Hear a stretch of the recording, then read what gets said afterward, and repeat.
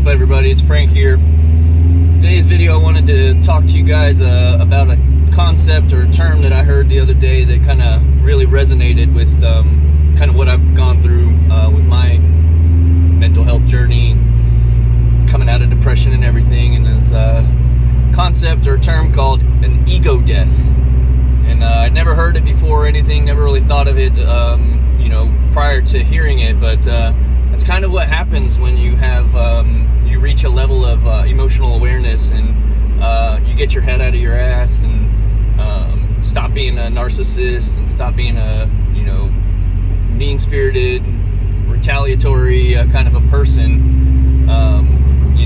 You kill that ego. So obviously, that's where the term comes from. You have that ego death, and it really kind of resonated because it's kind of like one of those wow moments, like, man, I guess that's what I went through, like that's what I did. And it's a really profound feeling once you get to that level of awareness and that level of perspective with things in life. And it really kind of made me start thinking about things. And one of the things that really kind of coincides with that is one of my famous acronyms, SEYFOP, SEYFOP.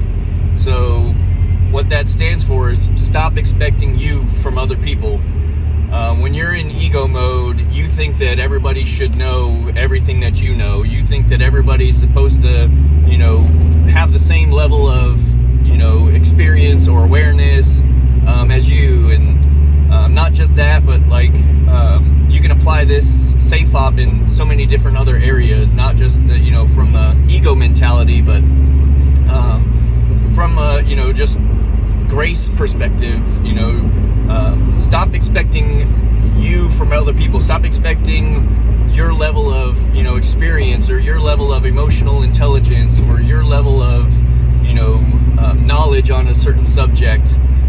So when you're talking to somebody, don't respond to them in some kind of a negative way or be passive aggressive towards them because you think that they're supposed to know something. Or perfect example in like a work situation, if you sent a 14-page email and in 10 minutes later you ask somebody a question about that email that you sent them and they missed one minute little detail from that 14 pages, and you're like, it's in the email, and you respond with some passive aggressive comments or whatnot about it, that's your ego talking, and that's you thinking that you're better than that person, and that's not a good look.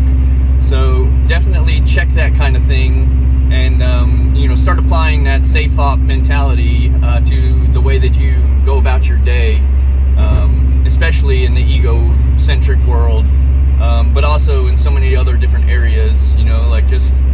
Like I said, giving grace and expressing gratitude, and just as being a parent, being a spouse, whatever kind of relationship that you're in and dealing with somebody else that you're struggling with, give them that little bit of a pause before you react negatively to whatever the situation is. If your kid is being unruly, or your spouse isn't understanding what your idea is for making an upgrade to the house or something like that, don't expect them to all be on the same page as you. Everybody's got their own thoughts, their own ideas, and their own ways about doing things. They've all lived different lives. So just because you think that something is the norm doesn't mean that it is.